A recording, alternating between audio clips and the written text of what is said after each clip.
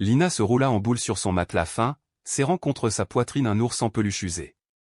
La chambre était sombre, éclairée seulement par un mince rayon de lune filant à travers une fente des rideaux. Elle tressaillait à chaque craquement de la vieille maison, convaincue que le moindre bruit pouvait annoncer son arrivée. Dans le silence tendu de minuit, Lina, 8 ans, pouvait presque entendre son propre cœur battre à ses oreilles. Soudain, en bas, la porte d'entrée claqua. Le petit corps de Lina sursauta involontairement, il était rentré. Son pouce accéléra tandis qu'elle fermait les yeux, comme si ne pas voir la rendait invisible. Des pas lourds et instables résonnaient dans la maison, le plancher grinçait sous leur poids. Lina avait le souffle coupé, elle savait ce qui allait arriver. Cela arrivait presque tous les soirs quand Gordon avait trop bu.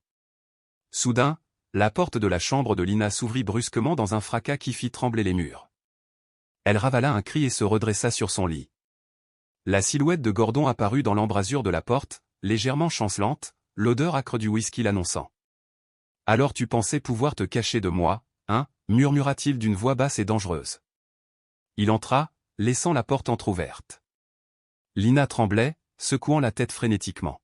« Je ne me cache pas, papa » murmura-t-elle, à peine audible, essayant de se faire aussi petite que possible. Plaqué contre la tête de lit, son ours en peluche lui faisait l'effet d'un bloc de pierre contre les côtes. Gordon plissa les yeux à sa vue. « Je t'avais bien dit que tu étais trop vieille pour cet ours stupide, cracha-t-il.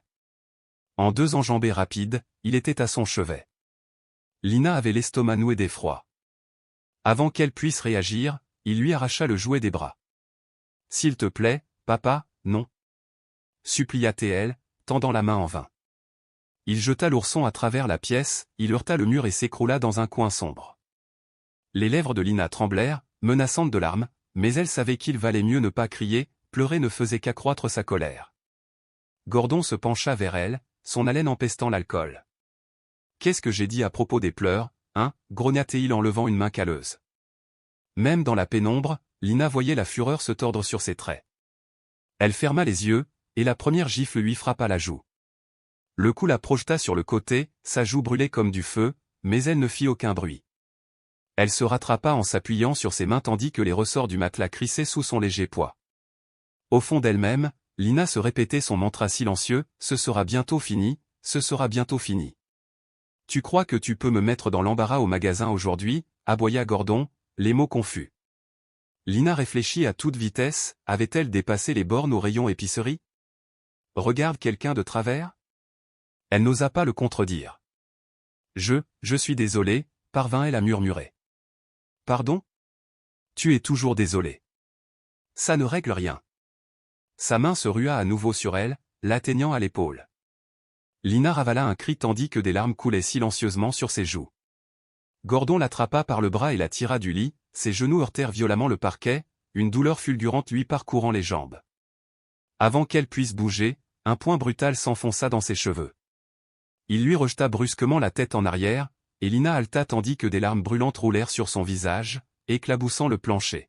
« S'il te plaît, supplia-t-elle d'une voix entrecoupée, je serai sage. » Sa douce supplication ne fit qu'exaspérer encore plus Lina. « Tu crois que j'aime ça? Je ne veux pas d'une gamine incapable de suivre des règles simples. » De la salive lui ruissela sur la joue tandis qu'il la secouait par les cheveux. « Je ferai mieux, papa, » cria Lina doucement, le désespoir perlant dans sa voix. Il ricana et la relâcha enfin. Elle s'effondra au sol, tremblante et essoufflée. Gordon se pencha au-dessus de sa poitrine haletante, puis lui assena un coup de pied rapide et violent dans la jambe.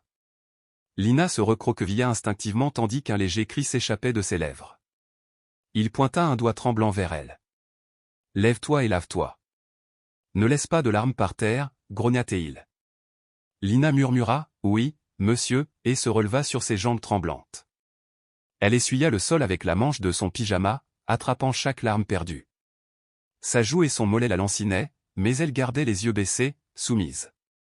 Satisfait, Gordon grogna et tituba vers la porte. « Idiote » marmonna-t-il en se frottant le visage. Sur le seuil, il marqua une pause, jetant un regard à la petite silhouette tremblante de sa fille. L'espace d'une seconde, une pointe de culpabilité passa dans ses yeux, mais il fronça les sourcils.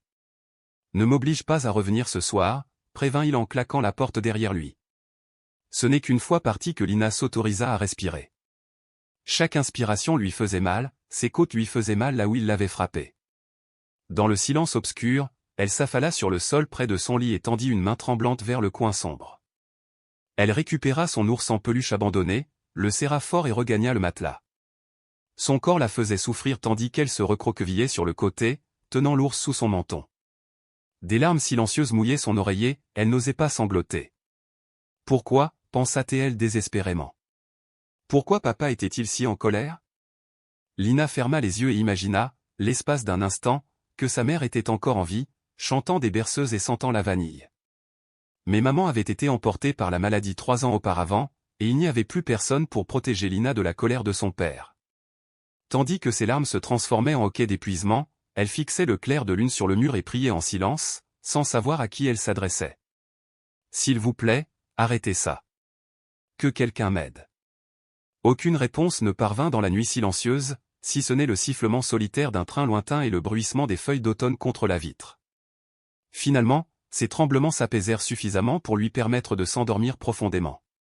Quand le matin arriva trop tôt, la lumière du soleil filtra à travers les bords effilochés des rideaux. Lina grimaça en s'asseyant, chaque mouvement lui faisait mal. Sa joue était sensible, son épaule raide, des bleus violets et bleus fleurissaient déjà sur sa peau pâle. Elle se laissa glisser du lit avec précaution, en veillant à ne pas faire de bruit. Dans la pièce voisine, elle entendait son père ronfler bruyamment. Lina enfila le plus long t-shirt qu'elle put trouver pour couvrir ses bras et un jean usé. Chaque pas la faisait souffrir, mais l'école commencerait dans une heure et si elle était en retard, Gordon aurait une raison de plus d'être en colère. Dans la minuscule salle de bain, Lina s'aspergea le visage d'eau froide. La fraîcheur apaisa la douleur de son bleu. Un instant, elle s'observa dans le miroir, traçant la légère marque violette sur sa pommette, là où sa main l'avait frappée. Elle tira ses cheveux noirs en avant pour essayer de les cacher, les yeux gonflés par les larmes de la nuit, mais il n'y avait rien à faire. Un craquement dans le couloir la fit sursauter. À la hâte, Lena s'essuya le visage et sortit de la salle de bain, manquant de percuter Gordon, qui se tenait dans le couloir, les yeux embués, les cheveux en bataille à cause du sommeil. Il la regarda en plissant les yeux. « Tu es toujours là, grogna-t-il d'une voix rauque. Je pensais que tu serais à l'école maintenant. J'y vais maintenant, répondit rapidement Lena, les yeux rivés au sol. Elle le dépassa, le cœur battant. Le matin, Gordon était généralement moins irritable, surtout s'il n'avait pas encore commencé à boire, mais Lena ne savait jamais ce qui pouvait le mettre en colère. Il se gratta le menton barbu et plissa les yeux devant ses mouvements raides. « Tu ferais mieux de ne pas ouvrir la bouche à qui que ce soit, tu m'entends » dit Gordon d'une voix basse et menaçante. Il se pencha et Lena sentit une odeur de whisky éventé et de sueur sur sa chemise. « Souviens-toi de ce que je t'ai dit, personne n'a besoin de savoir ce que nous faisons. »« Oui, monsieur, » murmura-t-elle, ses petites mains serrant fermement les sangles de son sac à dos effiloché. Gordon la fixa encore un instant, puis s'écarta enfin avec un signe de la main dédaigneux. « Va-t'en, alors. Et ne viens pas pleurer si tu as des ennuis à l'école, » murmura-t-il en se traînant vers la cuisine à la recherche d'un café. Lena s'éclipsa, attrapa une pomme abîmée sur le comptoir où son maigre petit déjeuner et sortit. L'air d'automne en Pennsylvanie était vif et frais, transportant le parfum des feuilles sèches. Elle resserra son pull usé autour de sa petite silhouette et commença la courte marche jusqu'à l'école élémentaire Maplewood. Les enfants riaient et se poursuivaient dans la cour de récréation avant la première cloche, mais Lena gardait la tête baissée et se dirigeait directement vers l'intérieur, elle avait rarement envie de jouer désormais. Dans sa classe de CE2, Mademoiselle Catherine Taylor écrivait les exercices de mathématiques du jour au tableau lorsque Lena s'est discrètement glissée à sa place. Mademoiselle Taylor s'est retournée et lui a adressé un sourire chaleureux. « Bonjour, Lena. »« Bonjour », répondit doucement Lena, grimaçant alors que la chaise dure appuyait sur une ecchymose le long de sa cuisse. Elle se redressa rapidement, espérant que personne ne remarquait son sursaut, tandis que Miss Taylor distribuait des feuilles de travail. Mademoiselle Taylor s'arrêta près du bureau de Lena, son regard remarqua le léger bleu sur la joue de Lena, mal dissimulé par ses cheveux. L'expression amicale de l'enseignante se transforma en inquiétude. « Tu vas bien, Lena » demanda doucement Mademoiselle Taylor. Le cœur de Lena fit un bond. « Oui, madame, je vais bien » mentit-elle doucement. « Je suis tombée de vélo hier. » Mademoiselle Taylor s'agenouilla près de son bureau, baissant la voix pour que personne ne l'entende. On dirait que ça fait mal. Vous êtes sûr que c'est tout? Léna hocha vivement la tête, les yeux rivés sur son papier. C'était ma faute. Je suis maladroite, murmura-t-elle. Mademoiselle Taylor l'observa un instant, l'inquiétude embrumant son regard. Elle tendit la main comme pour écarter les cheveux de Léna afin de mieux voir, mais s'arrêta. D'accord. On en reparlera plus tard, dit-elle doucement. N'oublie pas, tu peux tout me dire, d'accord? Oui, madame, murmura Léna. L'enseignante hocha légèrement la tête et passa à autre chose, mais Léna sentait le regard de mademoiselle Taylor s'attarder, attentif et sceptique. Léna essayait de se concentrer sur les problèmes de mathématiques qui se présentaient à elle, mais son esprit était envahi d'anxiété toute la journée. Quand la cloche sonna à 15 heures, son cœur battait fort. Avant la sortie, mademoiselle Taylor lui avait discrètement demandé de passer à la bibliothèque après les cours. Léna s'y rendit péniblement, là où les lumières étaient tamisées et le calme régnait. Mademoiselle Taylor attendait près d'une rangée de livres d'images, d'une posture douce mais inquiète. « Salut, Léna. Viens t'asseoir avec moi une minute, s'il te plaît, dit mademoiselle Taylor en tapotant le banc en bois à côté d'elle. Léna était perchée sur le bord, son sac à dos serré devant elle comme un bouclier. Le soleil de fin d'après-midi filtrait à travers les hautes fenêtres, projetant une douce lumière sur les étagères. « Tu n'as aucun problème, lui assura mademoiselle Taylor, remarquant l'expression anxieuse de Léna. « Je veux juste m'assurer que tout va bien. » Léna baissa les yeux sur ses chaussures éraflées. « Oui, madame, murmura-t-elle. Mademoiselle Taylor prit une longue inspiration. « Ma chérie, je m'inquiète pour toi. Ce bleu sur ton visage est la douleur que j'ai vue aujourd'hui. J'ai besoin de te demander, tout va bien à la maison? Est-ce que quelqu'un te fait du mal? » La question restait en suspens. Les yeux de Léna se remplirent de larmes qu'elle tenta de chasser. Elle secoua vivement la tête, la voix nouée. « Ce n'est rien. »« Tu peux me le dire » insista doucement le professeur. « Si quelqu'un te fait du mal, je peux t'aider. » Pendant un long moment, Léna ne dit rien. Elle voulait tellement dire la vérité où son cœur battait fort à l'idée de la laisser enfin sortir, mais elle imaginait le visage furieux de son père, ses menaces. La peur s'enroulait autour de ses mots et les gardait enfermés à l'intérieur. « Personne ne me fait de mal » mentit Léna d'une toute petite voix. « Je suis tombée. Je vais bien. » Mademoiselle Taylor expira, la déception et l'inquiétude se lisant sur son visage.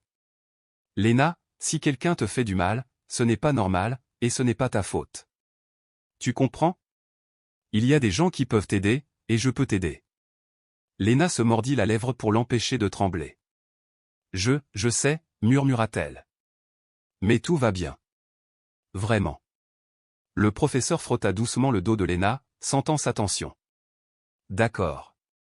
Je ne te forcerai pas, mais souviens-toi de ce que j'ai dit. Si tu as besoin d'aide, tu peux venir me voir ou voir un autre adulte de confiance. On veut tous que tu sois en sécurité. » Léna réussit à hocher légèrement la tête, le poids de la gentillesse et de l'inquiétude de Miss Taylor pesant sur sa poitrine. Une partie d'elle était reconnaissante que quelqu'un se soucie d'elle, une autre partie était terrifiée par ce qui pourrait arriver maintenant. « D'accord, » dit doucement mademoiselle Taylor en se levant. « Tu peux rentrer. On se voit demain en classe. »« D'accord. »« Oui, madame, » répondit Léna en quittant la bibliothèque. Elle sentit son estomac se nouer, soulagée d'échapper à cette conversation, mais une profonde tristesse l'envahit. Les mots de mademoiselle Taylor résonnèrent dans son esprit, « Il y a des gens qui peuvent vous aider. Ce n'est pas votre faute. » En rentrant chez elle sous un ciel couvert, Léna frissonnait dans la brise fraîche. Que ferait son professeur maintenant? Appelerait-elle quelqu'un? L'incertitude la rongeait. Lorsqu'elle atteignit sa maison, le soleil était bas, projetant de longues ombres sur la cour. Léna s'arrêta sur les marches et prit une inspiration tremblante. Elle se raidit, puis ouvrit la porte et se glissa à l'intérieur, espérant désespérément que ce soir serait meilleur et pas un autre cauchemar. Ce même soir, après que Léna ait quitté l'école, mademoiselle Taylor a passé un appel téléphonique discret et urgent au service de protection de l'enfance. En tant qu'enseignante, elle était tenue de signaler les soupçons d'abus et, dans son cœur, elle savait que Léna avait besoin d'aide. Sa voix tremblait lorsqu'elle a décrit les ecchymoses et les yeux effrayés de Léna. Le lendemain matin à l'école élémentaire Maplewood, Léna a été appelée hors de la classe au bureau du directeur. En attendant là, elle a trouvé une femme gentille en cardigan et un policier en uniforme marron. La femme s'est présentée comme étant mademoiselle Cheryl Green des services de protection de l'enfance. On est juste là pour s'assurer que tu vas bien, ma chérie, dit doucement mademoiselle Green. Lena s'assit sur une petite chaise, les mains croisées sur ses genoux, tandis que mademoiselle Green demandait doucement, « Peux-tu nous dire comment tu as eu ce bleu, Lena ?»« Je suis tombée de vélo, » murmura Lena, le cœur battant la chamade. Mademoiselle Green et l'agent échangèrent un regard. « Vous êtes sûr que c'est ce qui s'est passé ?» insista l'assistante sociale, d'un ton bienveillant. « Personne ne vous a fait de mal à la maison ?» Lena avait l'impression que sa gorge se serrait. La terreur l'empêchait de croiser le regard de la femme. « Non, madame, dit-elle d'une voix presque inaudible. Personne ne m'a fait de mal. » Ils ont parlé avec elle un peu plus longtemps, mais Lena est restée fidèle à sa version. Finalement, mademoiselle Green lui a remis une petite carte blanche avec un numéro de téléphone. « Si jamais tu as besoin de parler ou si tu ne te sens pas en sécurité, tu peux appeler ce numéro à tout moment, a-t-elle dit. Il y aura toujours quelqu'un pour t'aider. » Lena hocha la tête d'un air hébété. Elle n'arrivait même pas à dire un merci. Après le départ de l'assistante sociale et de l'agent, elle retourna en classe, se sentant malade de peur. Cet après-midi-là, l'enquêteur du CPS et l'agent Thompson se rendirent à l'improviste au domicile de Lena. Son père, Gordon Baker, ouvrit la porte, le visage surpris et tendu. « On nous a signalé un problème potentiel, » a dit mademoiselle Green sur le porche. « Pouvons-nous entrer, monsieur Baker ?» Gordon força un mince sourire et s'écarta. Lena rôdait près de la porte de la cuisine, le cœur battant. Lorsqu'ils entrèrent, la main lourde de Gordon se posa sur son épaule, affirmant sa position. « On t'a raconté des mensonges, dit-il sur la défensive. Lena vient d'avoir un petit accident de vélo. C'est une enfant maladroite, c'est tout. » Mademoiselle Green garda une voix calme. « Lena, veux-tu me raconter à nouveau ce qui s'est passé ?» Coincée dans son salon, les doigts de son père enfoncés dans son épaule, Lena sentit la panique lui monter à la gorge. Elle baissa les yeux et répéta d'une voix tremblante, « Je suis tombée de vélo. Je vais bien. » Le policier jeta un coup d'œil circulaire dans la petite maison. Aucun signe évident de violence n'était visible, juste un espace de vide délabré et une légère odeur d'alcool. Mademoiselle Green hocha la tête, mais son regard s'attarda sur la main de Gordon. « Très bien. Merci pour votre temps, monsieur Baker. Nous sommes là si vous avez besoin de nous. » Dès que leur voiture s'éloigna, Gordon claqua la portière et se précipita vers Lena, le visage rouge de fureur. « Qu'est-ce que tu leur as dit ?» grogna-t-il. « Rien, papa. »« Je n'ai rien dit, je te jure, » s'écria Lena en s'adossant au mur. Les yeux de Gordon lançaient des éclairs. « Ils ne viennent que si quelqu'un parle. Tu essaies de me faire jeter en prison. » Lena secoua la tête avec frénésie. « Je ne l'ai pas fait, mademoiselle Taylor était juste inquiète. »« Tais-toi, rugit-il. Après tout ce que je fais pour toi, tu enverrais les flics à mes trousses ?» Furieux, Gordon déboucla sa ceinture de cuir. La bouche de Lena s'assécha de terreur. « S'il vous plaît, je ne voulais pas. » La ceinture fendit l'air et s'écrasa dans son dos. Lena hurla, puis se plaqua une main sur la bouche pour étouffer le bruit. « Si jamais on t'emmène, » lança Gordon en relevant à nouveau la ceinture, « tu n'auras plus personne. C'est ce que tu veux? Tu crois que quelqu'un se souciera de toi comme moi? » La ceinture heurta ses jambes, la douleur explosant dans tout son corps. Lena s'effondra au sol, sanglotant dans ses bras. « Je suis désolé, » halta-t-elle. Il ne s'arrêta finalement que lorsque son bras se fatigua. Gordon se pencha au-dessus de sa fille tremblante, la poitrine haletante. « C'est notre affaire, celle de personne d'autre. Ne l'oublie pas. » Lena était allongée, recroquevillée sur le fin tapis, le visage baigné de larmes. Elle souffrait de tout. À l'étage, le rideau d'un voisin bougea tandis que quelqu'un jetait un œil de l'autre côté de la rue, attiré par les cris mais comme tout le monde dans cette ville tranquille, ils détournèrent le regard, faisant semblant de ne rien remarquer. Cette nuit-là, Lena se recroquevilla dans son lit, agonisante, le dos et les cuisses couverts de marques fraîches. Elle serrait son ours en peluche et pleurait des larmes silencieuses, désespérée. Ceux qui avaient tenté de l'aider étaient partis, et la situation était pire que jamais. Alors que l'obscurité s'installait, Lena se demandait si ce cauchemar serait sa vie éternelle. 2 jours plus tard, par un samedi après-midi frais, Léna trouva un bref moment de liberté. Gordon s'était endormi profondément sur le canapé après avoir bu toute la matinée. Couvert de bleu et de courbatures, Léna se glissa discrètement hors de la maison, cherchant désespérément une bouffée d'air frais, une brève échappatoire à cette maison de souffrance. Un petit parc à quelques pâtés de maison offrait un coin de verdure et une balançoire. Léna marchait lentement, chaque pas lui rappelant ses blessures. Malgré la douceur du temps, elle portait un sweat à capuche à manches longues, dissimulant les bleus qui s'estompaient sur ses bras et les marques douloureuses sur son dos. Au parc, quelques enfants jouaient sous le regard attentif de leurs parents. Léna restait sur les bords, s'installant sur une balançoire vide. Elle ne se balançait pas vraiment, la position assise lui faisait mal, mais au moins pouvait-elle profiter de l'air frais et du spectacle des feuilles d'automne dorées tourbillonnant dans la brise.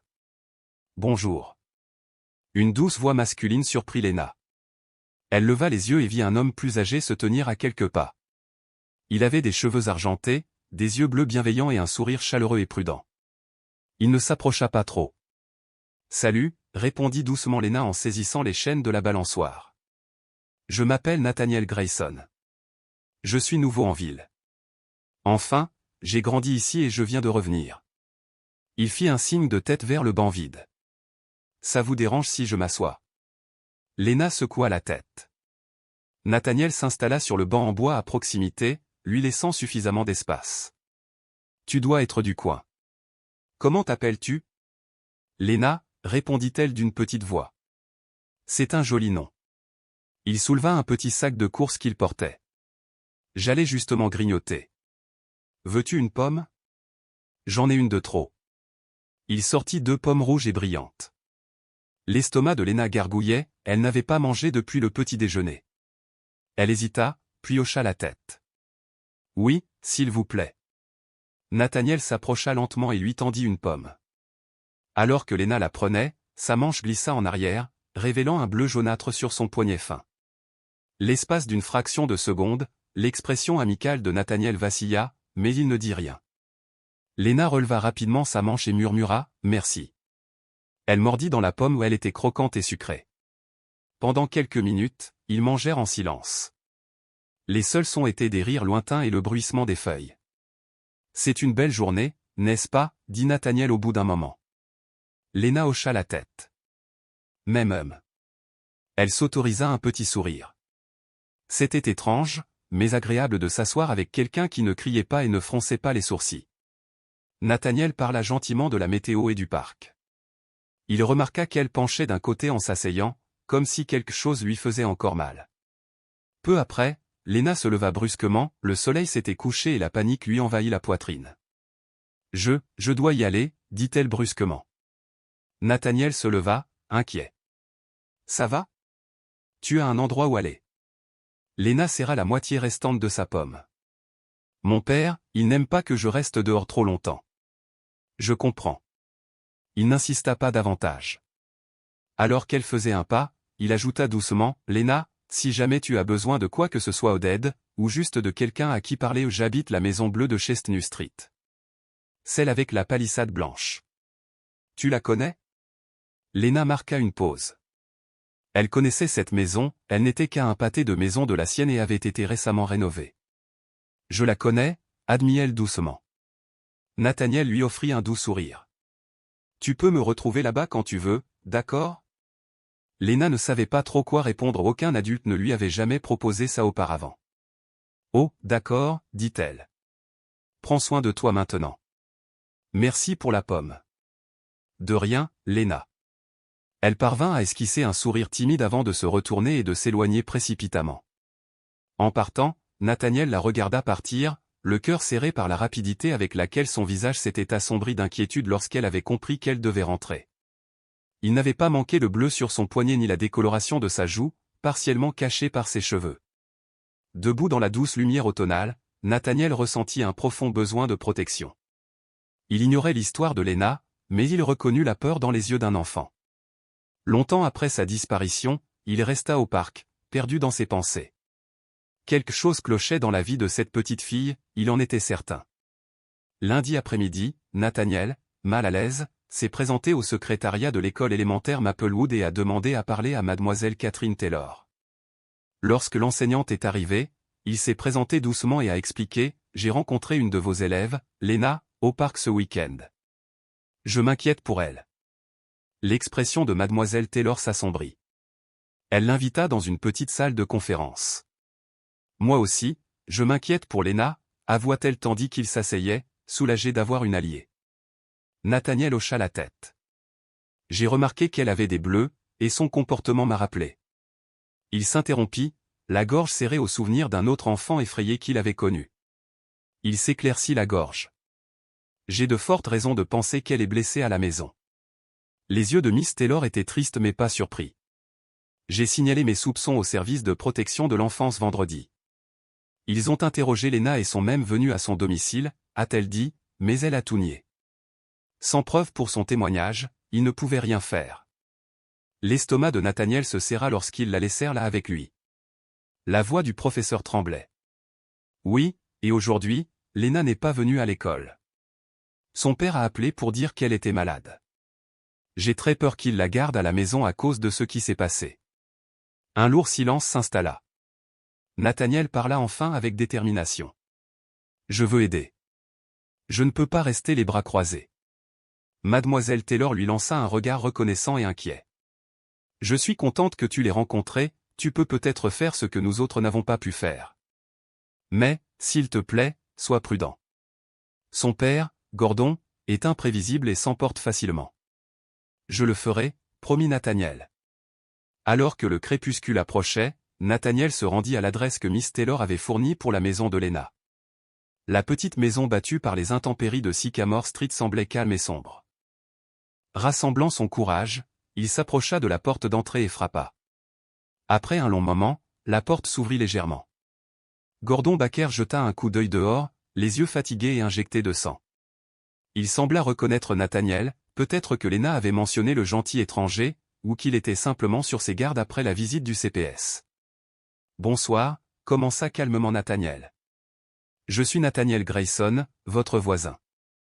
Je prends de vos nouvelles car j'ai entendu dire que Lena n'était pas à l'école et je voulais m'assurer qu'elle allait bien. »« Nous allons bien, » dit Gordon d'un ton bourru, sans bouger la porte. Nathaniel essaya un sourire amical. « J'ai rencontré Lena au parc l'autre jour, c'est une fille adorable. Je voulais juste m'assurer que tout allait bien. » Gordon ouvrit un peu plus la porte et sortit sur le porche, la fermant derrière lui. Il tenait une bouteille de bière, sa posture était agressive. « Écoutez, je ne sais pas ce que vous pensez faire, monsieur, mais mon enfant ne vous regarde pas. Je ne m'inquiète que pour son bien-être, » répondit Nathaniel d'un ton calme. « Si toi ou Lena avez besoin de quoi que ce soit. »« Nous n'avons besoin de rien de toi, » rétorqua Gordon d'un ton sec, d'une voix légèrement pâteuse. Il se rapprocha, l'odeur d'alcool et de sueur froide émanant de lui. « Occupe-toi de tes affaires et reste loin de ma fille. » Nathaniel ressentit une vague de colère face au rejet agressif de l'homme, mais il se retint. « Monsieur Baker, j'essaie juste d'être un bon voisin. » Gordon pointa un doigt sur la poitrine de Nathaniel. « Un bon voisin ne fourre pas son nez là où il ne devrait pas. Reste loin de ma propriété, tu m'entends? La prochaine fois, je ne serai pas aussi amical. » À travers la petite fenêtre près de la porte, Nathaniel aperçut un mouvement, un petit visage pâle qui pointait du doigt. Les yeux de Lena semblèrent écarquillés et effrayés avant qu'elle ne disparaisse, emportée par quelqu'un ou par sa propre peur. Le cœur de Nathaniel se serra. Il leva les mains dans un geste apaisant. « Très bien, je suis désolé de vous avoir dérangé. » Gordon grogna, ne bougeant pas jusqu'à ce que Nathaniel descende du porche. Puis il claqua pratiquement la porte. En retournant à sa voiture dans le crépuscule, les mains de Nathaniel tremblaient d'adrénaline. Il avait vu le visage de Lena pendant un bref instant et c'était toute la confirmation dont il avait besoin que les choses étaient loin d'être bien dans cette maison. La peur dans ses yeux était indéniable. Il resta assis dans sa voiture pendant un moment, la mâchoire serrée alors que la lumière du jour disparaissait. Parler poliment n'allait pas sortir Lena du danger, c'était clair. Gordon Baker était désormais en état d'alerte maximale, et Nathaniel craignait que l'homme ne déverse à nouveau sa colère sur Lena. Ce soir-là, Nathaniel sortit son portable. Il composa un numéro qu'il n'avait pas utilisé depuis un moment, celui d'un vieil ami, un juge aux affaires familiales à la retraite qu'il connaissait depuis des années. Si quelqu'un savait comment s'y prendre avec la justice pour sauver un enfant, c'était bien lui. Lorsque le téléphone sonna, Nathaniel jeta un coup d'œil à la maison plongée dans l'obscurité et murmura une promesse à la nuit suivante. « Attends, Léna. On va te sortir de là. » Ce lundi soir, Léna était recroquevillée sur son lit dans le noir. Une valise, à moitié remplie de vêtements, gisait sur le sol à côté d'elle. La décision soudaine de son père était venue après des heures de réflexion et de beuverie, suite à la visite indésirable du voisin.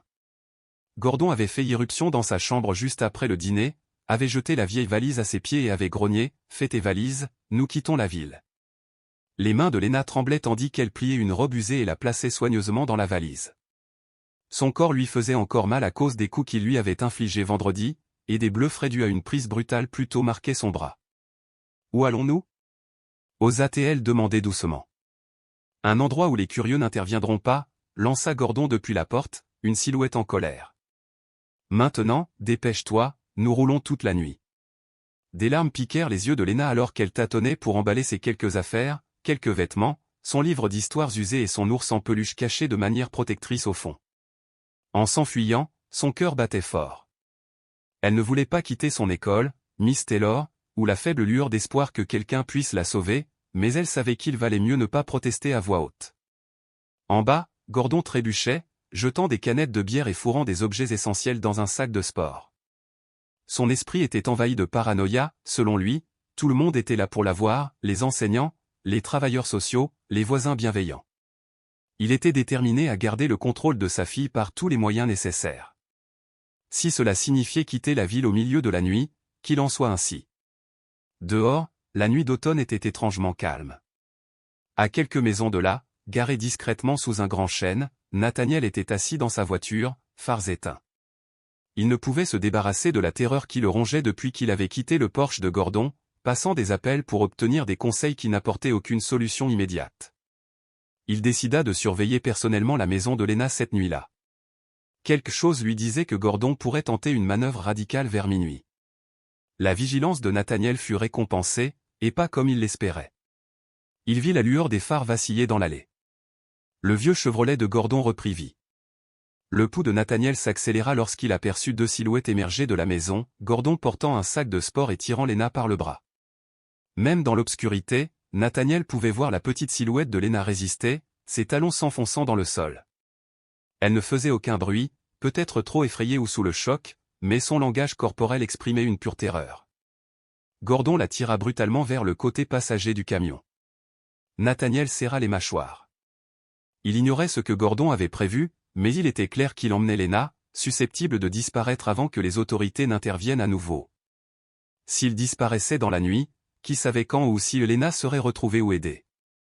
Alors que Gordon ouvrait la porte du camion, Léna gémit, « Papa, s'il te plaît, je ne veux pas y aller. » « Tais-toi et monte » siffla Gordon, soulevant la fille tremblante et la poussant sur le siège.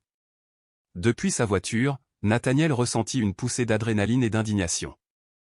Il devait agir maintenant. Il attrapa son téléphone et composa rapidement le 9-1-1, chuchotant d'un ton urgent au répartiteur, « Un enfant est en danger immédiat, 214 Sycamore Street. Son père essaie de l'emmener de force. Dépêchez-vous, s'il vous plaît. » Il n'attendit pas de réponse. Nathaniel glissa son téléphone dans sa poche et sortit de sa voiture, traversant rapidement et silencieusement la pelouse ombragée en direction du camion. L'air froid lui mordait le visage, mais il le remarqua à peine. Gordon jetait son sac de sport dans la benne du camion lorsqu'il sentit du mouvement dans l'obscurité. Il se retourna, les yeux écarquillés, lorsqu'il reconnut Nathaniel qui s'approchait à grands pas. « Toi !» cracha Gordon, l'incrédulité et la fureur se mêlant sur son visage. « Je t'avais dit de rester loin. » Le cœur de Nathaniel battait fort, mais il s'efforça de calmer sa voix. « Gordon, ne fais pas ça. Laisse Léna partir. » Léna, toujours assise sur le siège passager, jetait un regard désespéré. « Monsieur Grayson » croassa-t-elle, la voix tremblante de soulagement et de peur. Le visage de Gordon se tordit, pris sur le fait et désespéré. Il tendit la main vers la benne du camion et en sortit un démonte-pneus qui brillait de manière menaçante au clair de lune. Il le brandit vers Nathaniel. « Recule. C'est mon enfant, tu n'as aucun droit. » Nathaniel s'arrêta à quelques mètres, les pieds fermement plantés. Quelque part au loin, il crut entendre le faible gémissement d'une sirène commençant à percer la nuit calme. L'aide était en route, mais il pourrait ne pas arriver à temps. Il croisa le regard de Gordon. Tout dans la vie de Nathaniel l'avait conduit à ce moment. « Arrête maintenant !» cria Nathaniel, sa voix résonnant dans la rue calme. Gordon hésita, surpris par l'ordre donné sur ce ton. Sa poitrine se soulevait d'un souffle saccadé tandis qu'il fixait l'homme plus âgé qui se tenait avec défi entre lui et la liberté. Dans le camion, Léna gémit, des larmes coulant sur son visage. L'air froid de la nuit lui piquait la peau, mais tout ce qu'elle pouvait ressentir était la terreur et une fragile floraison d'espoir que les secours étaient enfin arrivés. Le moment de silence de Gordon s'évapora dans un rugissement furieux. Il se précipita en avant, brandissant le démonte-pneus. Nathaniel recula. Léna hurla depuis le camion, « Papa, arrête !» Ce qui ne fit qu'exaspérer Gordon. Il leva de nouveau le démonte-pneus, visant cette fois le camion où Léna était assise. Cette vue a allumé quelque chose de féroce chez Nathaniel. Il s'est jeté sur Gordon, luttant pour l'arme. Ils se sont battus près du camion au ralenti, Gordon jurant de désespoir, Nathaniel alimenté par la détermination de protéger Léna. Une sirène perçante résonnait dans la nuit tandis qu'une voiture de police arrivait en trombe au coin de la rue. Des lumières rouges et bleues clignotantes baignaient la rue. « Police, arrêtez-vous !» cria un policier en bondissant, arme au poing. Gordon hésita devant les lumières et le bruit soudain. À cet instant, un policier le plaqua violemment par derrière. Le démonte-pneu s'écrasa sur le trottoir tandis que Gordon s'écroulait. Deux policiers firent irruption, lui forcèrent les mains dans le dos et lui passèrent les menottes. « Lâche-moi » dit-il d'une voix pâteuse, se débattant faiblement tandis qu'il le retenait. Un officier, l'officier Thompson, le même qui avait accompagné Mademoiselle Green quelques jours auparavant, se plaça devant lui. « Gordon Baker, vous êtes en état d'arrestation » dit-il d'un ton dur. « Agression et mise en danger d'enfant. Nous réglerons tout cela en ville. » Les protestations de Gordon se transformèrent en une série de jurons alors qu'il le conduisait vers la voiture de patrouille. Son visage furieux disparut derrière la vitre teintée de la voiture de patrouille alors qu'il était conduit dans l'obscurité. Dès que Gordon fut maîtrisé, Léna sortit du camion et courut sur des jambes instables vers Nathaniel. « Monsieur Grayson » sanglota-t-elle en se jetant sur lui. Nathaniel la serra dans ses bras et la protégea, s'agenouillant sur le trottoir pour la serrer contre lui. « Tout va bien » murmura-t-il, la voix irritée par l'émotion. « Tu es en sécurité maintenant, Léna. Tu es en sécurité. » Elle s'accrocha à lui de toutes ses forces, sanglotant contre son épaule. Nathaniel ferma les yeux, submergé par le soulagement et le chagrin tandis qu'il berçait la petite fille. Quelques minutes plus tard, d'autres gyrophares sont arrivés, une autre voiture de police, puis une ambulance. Un ambulancier s'est précipité pour escorter Nathaniel et Léna jusqu'à une ambulance qui les attendait. Nathaniel a insisté sur le fait qu'il allait bien et s'est inquiété pour Léna, mais il l'a gardée dans ses bras pendant qu'il les guidait vers l'hôpital. Il ne s'était jamais senti aussi fort. Un des officiers s'est approché de Nathaniel et lui a doucement posé une main sur l'épaule. « Nous l'emmenons » a-t-il dit en désignant la voiture de police qui retenait Gordon. « Tu as vraiment bien fait, monsieur. » Nathaniel baissa les yeux vers l'enfant tremblant dans ses bras. Les sanglots de Léna s'étaient transformés en hoquets tandis qu'il lissait ses cheveux emmêlés d'une main tremblante. « Merci » réussit-il à répondre, l'émotion serrée dans la gorge. « Merci d'être venu si vite. » Le jeune officier baissa la tête. « Je suis juste content que nous soyons arrivés à temps. » Sous la lueur pulsée des lumières rouges et bleues, Léna était enfin libérée de l'emprise de son père. Alors que les ambulanciers les conduisaient vers l'ambulance, Nathaniel souleva Léna dans ses bras. Elle enfouit son visage dans son cou, ses larmes mouillant sa chemise. Il la serra contre lui, ses propres yeux brûlants de larmes de soulagement retenues. Le mal avait été arrêté, et cette précieuse enfant était enfin en sécurité. Alors qu'il se dirigeait vers l'ambulance, Nathaniel déposa un doux baiser sur le front de Léna. « Tout ira bien » murmura-t-il. Léna le serra plus fort. Elle n'avait pas de mots, mais dans cette étreinte, Nathaniel sentit sa gratitude et sa confiance. Dans une rue calme de Pinewood, ce soir-là, le bien avait affronté le mal et triomphé. Gordon Baker allait être jugé, et Léna était enveloppée dans les bras de l'homme qui ne laisserait plus jamais personne lui faire de mal. Léna se réveilla dans un lit inconnu, bercée par le doux bip des machines et l'odeur propre de l'antiseptique. L'espace d'un instant, elle fut prise de panique, sa main s'agita, cherchant son ours en peluche et son cœur battait la chamade face à cet environnement inconnu. Puis elle sentit une main chaude et ferme serrer ses petits doigts. Tout va bien, Léna. Tu es en sécurité, la rassura la voix douce et grave. Elle tourna la tête sur l'oreiller et vit Nathaniel assis à côté de son lit d'hôpital. Un soulagement la submergea. Lentement, le cauchemar de la nuit précédente se reconstitua dans son esprit, son père la traînant dans le camion, Monsieur Grayson apparaissant, la lueur bleue des gyrophares de la police.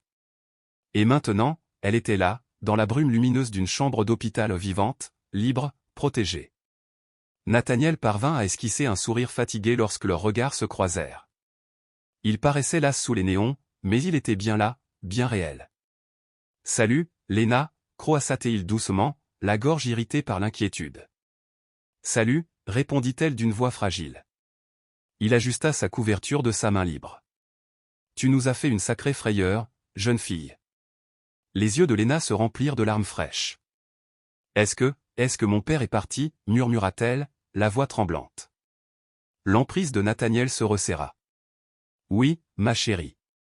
La police là. Il ne peut plus te faire de mal. » Sa lèvre inférieure tremblait. Une partie d'elle avait craint qu'à tout moment son père ne revienne en force et ne l'arrache, que cette sécurité soit trop belle pour être vraie. « Il est vraiment parti » insista-t-elle, ayant besoin de l'entendre à nouveau. « Vraiment parti » confirma-t-il. « Il ne s'approchera plus de toi avant longtemps, peut-être plus jamais, si j'ai mon mot à dire. » Il y avait une pointe de protection dans son ton qui faisait que Léna le croyait. On frappa doucement à la porte. Une femme en tailleur-pantalon gris impeccable entra, mademoiselle Cheryl Green, des services de protection de l'enfance. Léna se raidit, se rappelant qu'elle n'avait pas pu dire la vérité à mademoiselle Green auparavant, mais le visage de l'assistante sociale affichait maintenant un sourire tendre. « Bonjour, Léna. »« Monsieur Grayson » dit mademoiselle Green en s'approchant du lit. « Comment vous sentez-vous » Léna jeta un coup d'œil à Nathaniel, puis à mademoiselle Green. « Oh, d'accord, dit-elle doucement. » Son corps la faisait encore souffrir, mais pour la première fois depuis une éternité, son cœur ne lui semblait plus comme un oiseau prisonnier. Mademoiselle Green hocha doucement la tête. « Tu es très courageuse, tu sais ça. » Son regard oscilla entre Léna et l'homme plus âgé qui lui tenait la main. Les doigts de Léna étaient serrés autour de ceux de Nathaniel, refusant de les lâcher. « Nous allons faire en sorte que tu n'aies plus jamais à vivre une telle épreuve, » dit mademoiselle Green en regardant Nathaniel. Il la garde en observation toute la nuit, mais le médecin a dit qu'elle allait bien, juste quelques côtes meurtries, de nombreux bleus et de la déshydratation, mais aucune blessure permanente. Mademoiselle Green expira, comme si elle avait retenu son souffle en attendant cette nouvelle. Dieu merci, dit Nathaniel doucement. Il n'avait pas quitté Léna depuis leur arrivée à l'hôpital tard la veille au soir. Malgré les inquiétudes du médecin concernant ses propres bleus, il avait insisté pour rester auprès d'elle. Mademoiselle Green a continué, nous devrons trouver un endroit sûr pour Léna une fois qu'elle sera sortie de l'hôpital. Normalement, nous trouverions immédiatement une famille d'accueil. Elle a noté à quel point Léna s'accrochait étroitement à Nathaniel, mais étant donné les circonstances, Monsieur Grayson, si vous le souhaitez, nous pouvons placer Léna chez vous comme famille d'accueil pour le moment.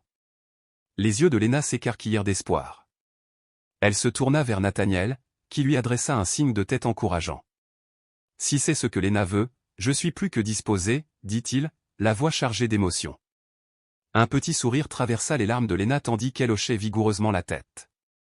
Je veux ça, murmura-t-elle. Merveilleux, dit mademoiselle Green, soulagée. Nous nous occuperons des formalités administratives pour que Léna puisse rentrer chez vous à sa sortie. Il y aura bientôt une audience au tribunal, mais pour l'instant, elle sera sous votre garde. Léna laissa les mots pénétrer son esprit. Elle réalisa qu'elle ne savait même pas exactement où habitait M. Grayson, seulement cette maison bleue de Chestnut Street, mais l'idée de rester avec lui semblait rassurante. Elle lui semblait juste. Nathaniel lui serra doucement la main. « Tu entends ? Demain, tu rentres à la maison avec moi. » Léna parvint à rigoler un peu, ce qui lui fit mal aux côtes, mais elle s'en fichait, cela semblait être le meilleur plan du monde. Après le départ de Miss Green, Léna leva les yeux vers Nathaniel. « Tu vas vraiment prendre soin de moi » murmura-t-elle, juste pour être sûre que tout cela était réel. Nathaniel se pencha plus près, calant son ours en peluche à ses côtés. « Aussi longtemps que tu en auras besoin, Léna, tu seras en sécurité avec moi, je te le promets. » Finalement, Léna ferma les yeux, ses doigts toujours enroulés autour des siens.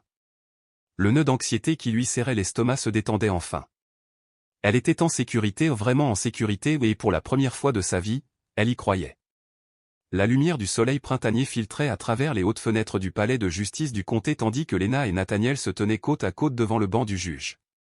6 mois s'étaient écoulés depuis cette nuit fatidique, et depuis, le monde de Lena avait complètement changé. Gordon Baker avait été condamné pour de multiples abus et agressions sur mineurs, il purgeait désormais une peine de 10 ans de prison. Lena ne l'avait pas revu depuis la nuit de son arrestation, et elle refusait de le revoir. Le tribunal avait retiré ses droits parentaux, ouvrant la voie à la procédure d'aujourd'hui, la finalisation de l'adoption de Lena. La juge Marlowe, une femme aimable aux cheveux gris et aux yeux chaleureux, les regarda. Lena Baker, j'ai examiné la demande d'adoption. Je vois que vous souhaitez vous appeler Lena Grayson après cela, n'est-ce pas? Vêtue d'une nouvelle robe bleue qu'elle et Nathaniel avaient choisie spécialement pour ce jour-là, Lena hocha timidement la tête. Oui, madame, répondit-elle d'une voix claire. À côté d'elle, Nathaniel lui serrait l'épaule pour la rassurer. Il portait un costume impeccable et ne cessait de sourire, même si ses yeux étaient humides d'émotion. Le juge sourit.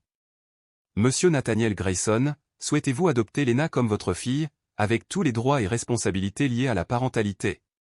Je le fais, votre honneur, de tout mon cœur, répondit-il d'une voix ferme. Quelques légers reniflements s'élevèrent du petit groupe de sympathisants assis dans la salle d'audience. Au premier rang étaient assises les nombreuses personnes qui avaient contribué à sauver Lena, Mademoiselle Taylor, Mademoiselle Green, l'agent Thompson, toutes rayonnantes de fierté. La juge Marlowe a signé les documents officiels d'un geste de la main. C'est un honneur et un privilège pour moi de déclarer l'adoption accordée. Félicitations, Monsieur Grayson, et félicitations à vous, Lena. Je vous souhaite à tous deux une vie de bonheur. Lena sentit le bras de Nathaniel l'entourer doucement dans ses bras. La salle d'audience explosa de douces acclamations et d'applaudissements. Mademoiselle Taylor laissa échapper un « oh oui » audible, et même le juge affichait un large sourire. Nathaniel s'agenouilla pour rencontrer le regard de Lena, ignorant les larmes de joie qui coulaient sur ses joues. « C'est officiel » murmura-t-il en prenant son visage entre ses mains. « Tu es ma fille maintenant. » Lena lui jeta les bras autour du cou. « Merci, papa » murmura-t-elle en essayant le nouveau mot. Ça lui semblait juste. « Non, Lena, merci. Tu as rendu ma vie tellement plus lumineuse. » Tandis qu'elles s'embrassaient, Lena aperçut Mademoiselle Taylor et Mademoiselle Green qui l'applaudissaient. Elle aperçut même l'agent Thompson près de la porte, levant le pouce. Tant de personnes qui avaient compté pour elle, qui avaient contribué à transformer sa vie de la tristesse à la joie, étaient là pour célébrer. Finalement, Nathaniel se leva et prit la main de Lena. Ensemble, père et fille sortirent de la salle d'audience dans la radieuse journée de printemps, prêts à commencer leur nouvelle vie. Justice avait été rendue, Gordon Baker était derrière les barreaux, où il ne pouvait faire de mal à personne, et Lena avait non seulement retrouvé la sécurité, mais aussi une famille pleine d'amour. L'été arriva doucement dans la petite ville de Pennsylvanie. Dans la lumière matinale, Lena sautillait pieds nus sur l'herbe baignée de rosée de leur jardin. Elle s'agenouilla près d'un parterre de fleurs pour arroser les soucis qu'elle et Nathaniel avaient plantés où des fleurs d'un or éclatant s'épanouissant là où se trouvait autrefois un sol aride. Nathaniel regardait depuis le porche, une tasse de café à la main et le contentement dans les yeux. « Ces fleurs sont magnifiques, Lena » a-t-il crié. Elle lui sourit. « Ils grandissent vraiment vite. Je crois qu'ils se plaisent ici. » Nathaniel sourit, sachant que ce sentiment s'appliquait autant à sa fille qu'à ses plantes. Au cours des mois qui suivirent son adoption, Lena s'était épanouie. Les cernes sous ses yeux avaient disparu, remplacées par une étincelle qui lui réchauffait le cœur à chaque fois qu'il la voyait. Elle riait souvent maintenant un son clair et musical qui emplissait leur maison de joie. Les cauchemars avaient peu à peu laissé place à des rêves paisibles, surtout après que Nathaniel eut peint sa chambre d'un doux lavande et l'emplit de livres et de peluches. L'amour et la sécurité avaient fait des merveilles sur son esprit blessé. Lena posa son arrosoir et rejoignit Nathaniel sur la balancelle du porche. Elle se blottit contre lui, et il passa un bras autour de ses épaules. « Papa » dit doucement Lena, testant le mot comme elle le faisait souvent. Elle l'utilisait désormais plus naturellement, et à chaque fois, le cœur de Nathaniel se serrait. « Oui, ma chérie » demanda-t-il en la regardant avec des yeux sérieux et pensifs. « Tu crois qu'il y a d'autres enfants comme moi? Des enfants qui ont peur et qui n'ont personne pour les aider. » La poitrine de Nathaniel se serra. Malheureusement, oui. Mais il y a des gens qui essaient de les aider, Mademoiselle Green, des enseignantes comme Mademoiselle Taylor, des policiers comme l'agent Thompson. Lena hocha la tête en jouant avec un fil qui dépassait de son short. Mais je me disais qu'on pourrait peut-être aider aussi, je pourrais peut-être parler à ces enfants d'une manière ou d'une autre, pour qu'ils se sentent moins seuls ou moins effrayés à l'idée de parler. Nathaniel ressentit une vague de fierté et d'émotion. Il tourna doucement la balançoire pour pouvoir lui faire face. C'est une idée très courageuse, Lena. Elle haussa les épaules modestement. C'est juste que, je sais ce que c'est que d'avoir peur. Si je pouvais dire aux autres enfants que ça peut aller mieux, que quelqu'un les écoutera. Sa voix s'éteignit, les yeux brillants d'une lueur déterminée.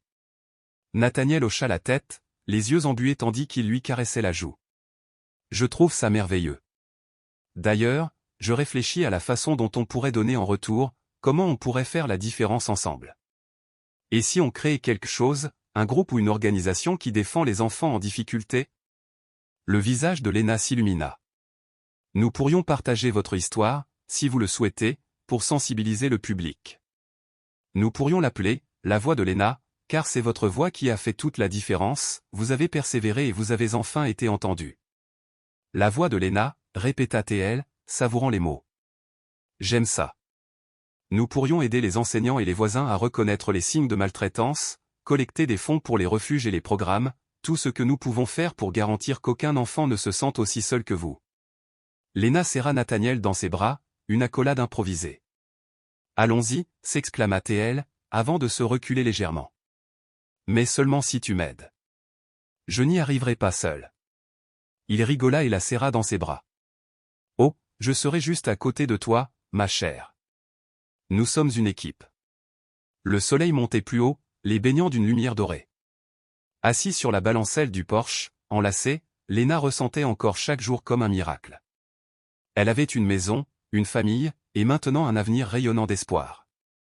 Appuyant sa tête contre l'épaule de Nathaniel, elle ferma les yeux et sourit.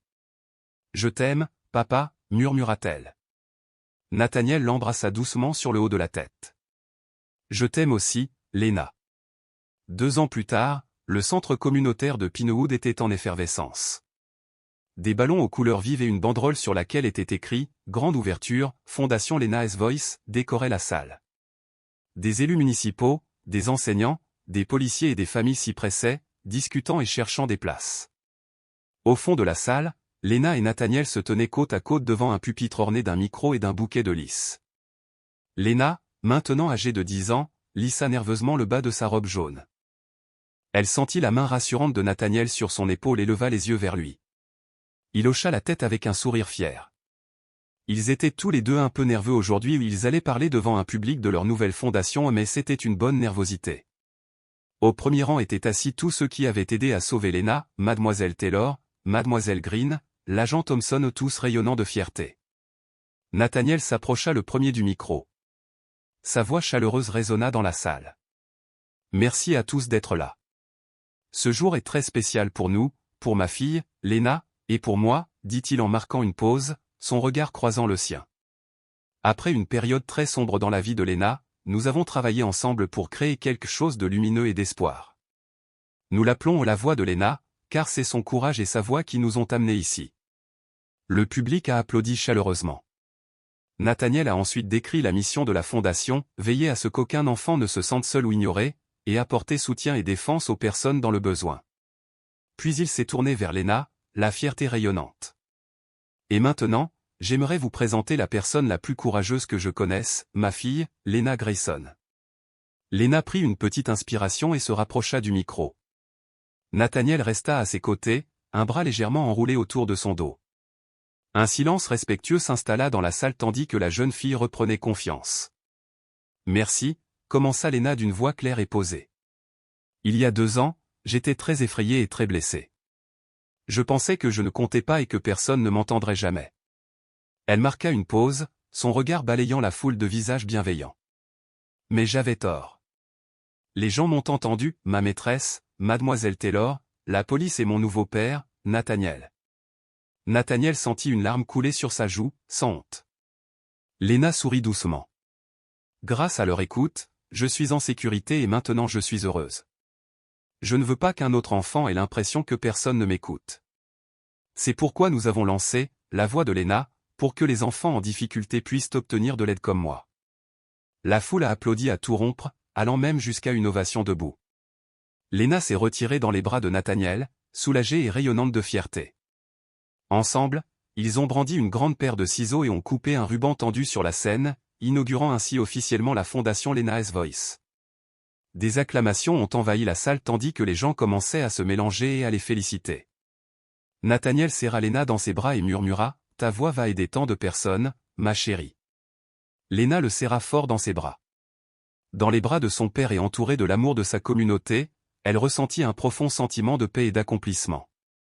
Son parcours, d'enfant effrayée et silencieuse à jeune fille confiante, s'exprimant pour les autres, était bouclé. Le bien avait été récompensé, le mal puni, et l'espoir avait désormais pris la place du désespoir. La voix de Léna, autrefois réduite au silence par la peur, résonnait désormais avec éclat, promettant une guérison et un changement durable pour ceux qui en avaient besoin. Et c'était vraiment la fin la plus heureuse qu'elle aurait pu imaginer.